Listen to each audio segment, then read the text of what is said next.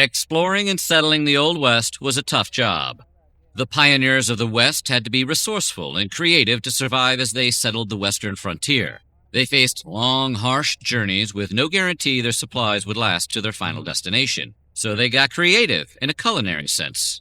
Pioneer cuisine may seem strange to us today, but the settlers had no choice but to use what they had to survive and improvise as needed.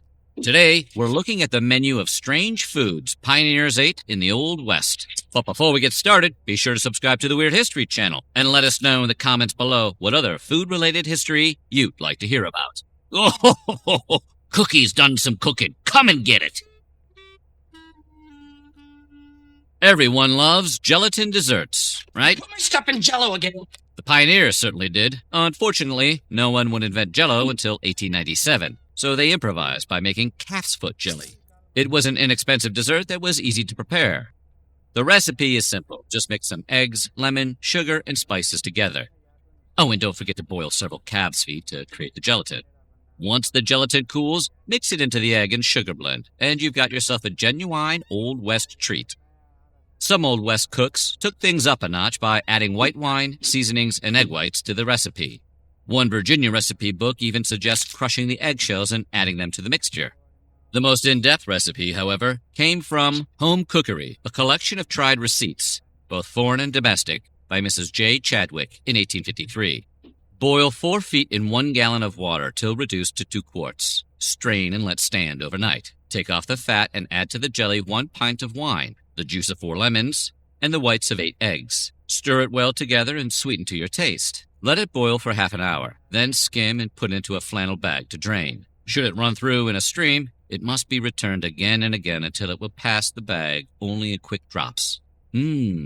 Just like me mom used to make. The sweet version of calf's foot jelly was popular in the Old West, but savory versions of the dish called picha existed long before the frontier days. The dessert doesn't come up much in modern discussion, but picha is still available as a made-to-order dish at New York's 2nd Avenue Deli and at least one kosher deli in Miami. Starting your day with a fresh cup of the most delicate dark roast wasn't always possible on the American frontier. Real coffee was a bit scarce in the Old West, so quick-thinking pioneers found many substitutes when they couldn't have the real thing. Everything from chicory roots to acorns could be ground up and used to make a coffee substitute. Pioneers derived one of the more creative coffee alternatives from sweet potatoes. Pioneers would peel, cook, mash, and dry the sweet potatoes before forming them into patties. They'd mix the patties with rye flour, dry them in an oven, and finally grind them into a powder. Sweet potatoes weren't an ideal substitute for coffee, but the drink had a few fans. One December 1861 recipe from Georgia's The Albany Patriot suggests mixing the powder with a small amount of coffee. Peel your potatoes and slice them rather thin. Dry them in the air or on a stove. Then cut into pieces small enough to go into the coffee mill. Then grind it. 2 tablespoonsful of ground coffee and 3 or 4 of ground potatoes will make 8 or 9 cups of coffee. Clear, pure, and well tasted. Maybe the best part of waking up in the Old West was sweet potato in your cup. Most of us often dine on roast beef or roast chicken today, but would probably never consider taking a bite out of Pepe Le Pew, despite his perversion of wanting you to do so. But the pioneers didn't have much choice in the matter. Many pioneers survived on eating what they could find, trap, or hunt out in the wilderness. Skunks live in several habitats across the U.S., Canada, and Mexico, so it was only a matter of time before the stinky critters found themselves in hot water. Literally. Skunks provide a surprisingly decent amount of meat, though not as much as a sheep or pig. One old pioneer recipe book includes instructions for roast skunk, noting cooks should remove the scent glands before roasting, which is smart. And skunk, if you don't know, is best served with carrots. You likely won't find a roast skunk on a restaurant's menu today, but that hasn't stopped folks from trying it more recently.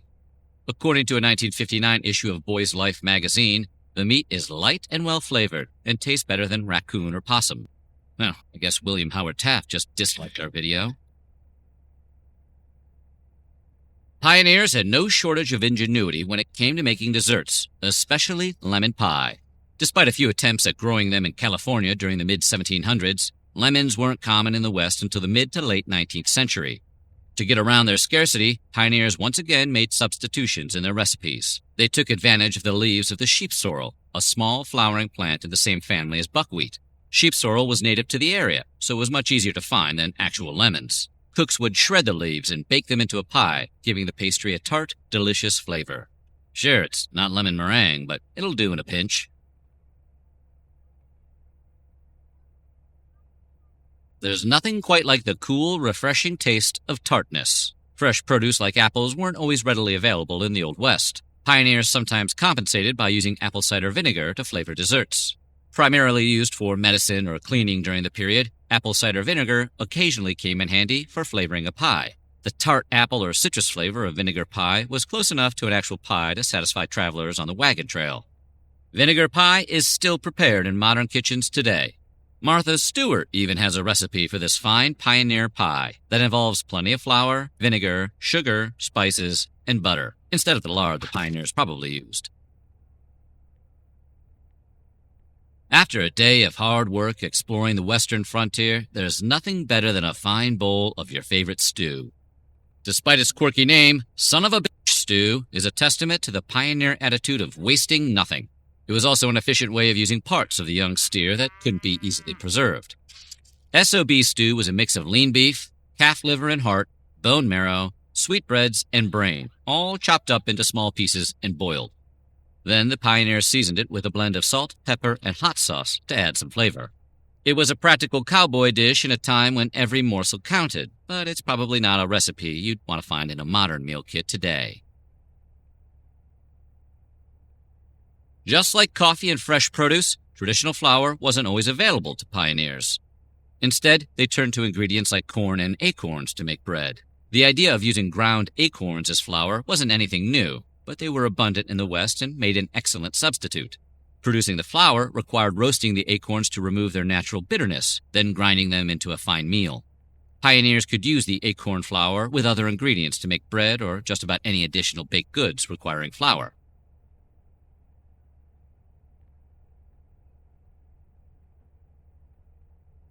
Everyone had a different method of catching and preparing food in the Old West.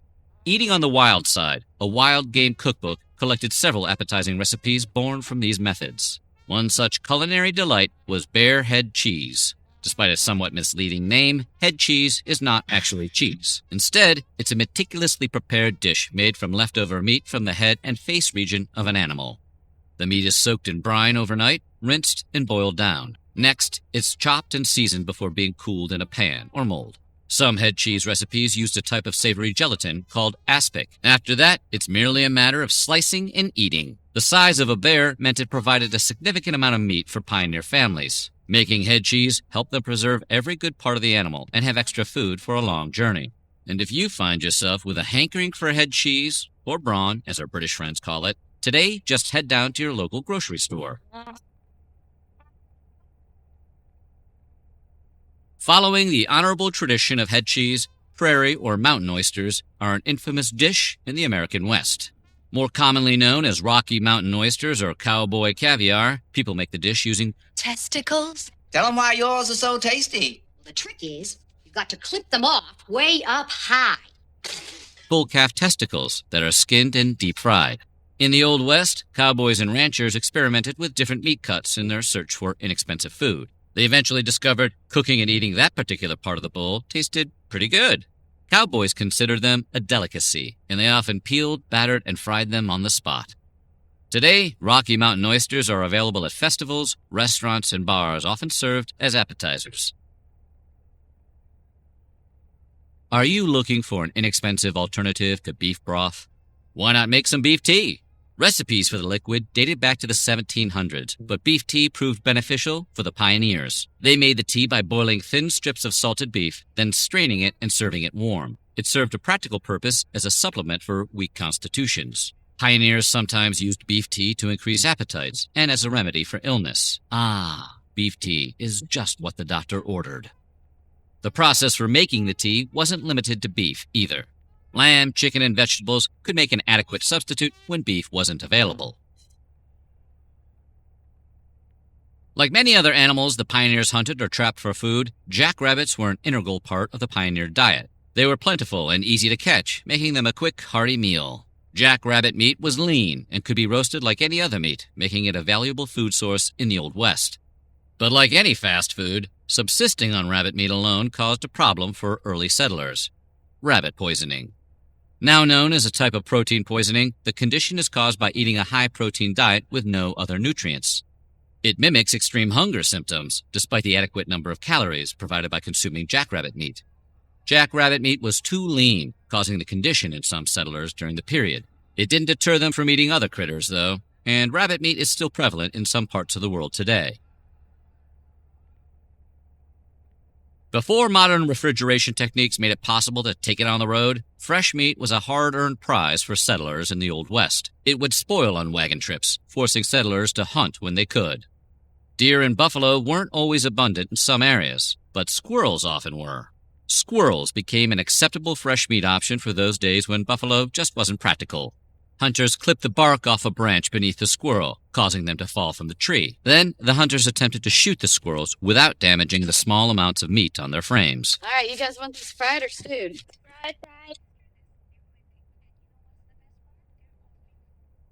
Even cowboys like to have a quick snack once in a while. Frizzled beef made for the perfect hearty snack and occasional dinner. It was easy to make, too, consisting of dried meat cooked in milk, butter, and flour, and served over toast.